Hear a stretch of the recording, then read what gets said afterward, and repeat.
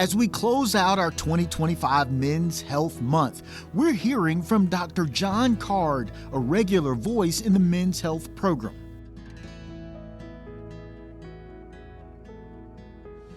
I'm Dr. John Card, internal medicine physician for Novant Health, core Winston-Salem area. I am one who's highly involved in educating and hopefully uplifting the community as it relates to the importance of men's health and wellness.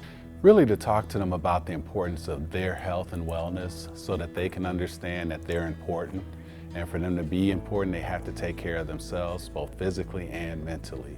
So we talk about everything from blood pressures, diabetes, heart disease, prostate issues, sexual health, mental health.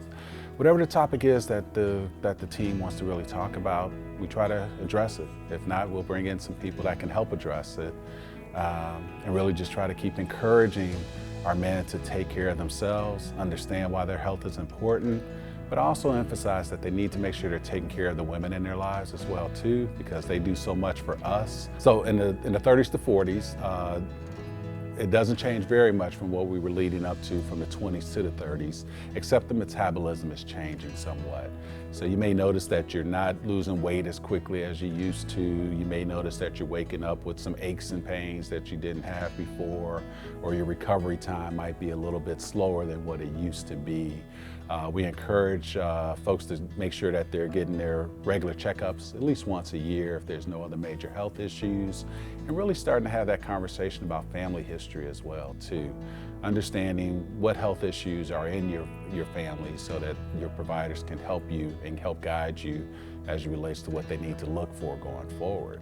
And then in the 40s, things tend to change a little bit more. So this is where we're a little bit more concerned as it relates to maybe prostate health, especially in Black men.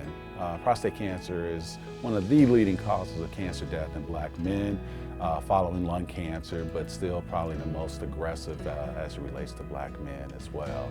So previous recommendation is that at age 40, Black men should be getting screened for prostate cancer. Now what that means is getting a blood test, which is the prostate-specific antigen test, or PSA. And at the time, it used to be a digital rectal exam as well. So some would think of it as that finger wave that people would call it as well too. And that would be difficult, especially for young Black men to want to experience that. So having that conversation with them early, getting to know your provider early versus this is your first visit, sometimes that can help ease that as it relates to just getting those tests done. The digital rectal exam only lasts for maybe about 5 seconds, so it's really not a long, drawn-out type of procedure, but to be able to feel that posterior part of the prostate really can help to identify potential changes in the prostate, such as hard areas, the growth of, or the size of the prostate, or even a tender point that might be there as well. You can use that information along with the blood test, that PSA, and then try to come up with a plan as to how we're doing as it relates to prostate cancer screening. Normal levels of a PSA, just so that you're aware, is anywhere from 0 to 4. Should be lower, younger you are, and it may go up as we age as well. And now after age 60, 65, that level may even go up to 4 to 6 range. It's considered normal. As it relates to the digital rectal exam now, recommendations is a little fuzzy on that. Currently, it's to have a conversation with your primary care provider, and you don't necessarily have to have that digital rectal exam done every year. However, again, as I mentioned earlier, for African American males, our risk of prostate cancer is a lot more aggressive and a lot higher. So I've been recommending that we still consider getting that digital rectal exam at least every 2 to 3 years, but definitely getting your blood test for that PSA every year.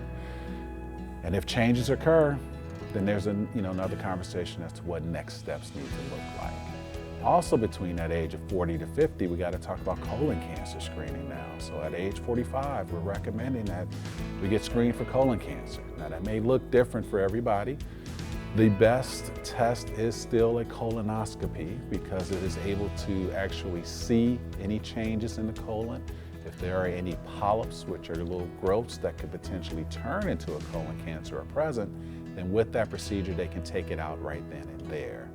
If that's normal, you don't have to worry about that again for about 10 years. If abnormal or the type of polyp that may be present, then you may have to have it at 1, 3, 5-year intervals. It just depends on what type of polyp is there as well.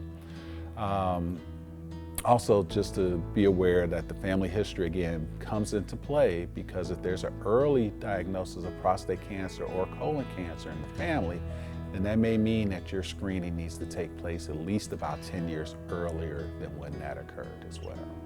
And then from there, it's just a matter of normal aging that takes place. We need to get our eyes checked. We need to make sure our blood pressures are staying under good control. Again, making sure that our blood sugars and cholesterol levels are doing well.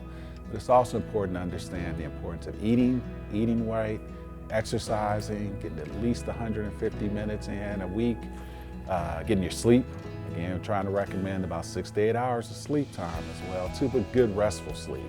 There are whole other issues we can talk about that as well too, but at least using that as a guideline. Try to stop smoking if you're a smoker as well, and really limit the alcohol use to no more than no drinks is what we're recommending, but at least no more than 1 drink for a female and no more than 2 drinks for a male. You can learn more about men's health offerings coordinated by the Forsyth County Department of Public Health online at the website on your screen.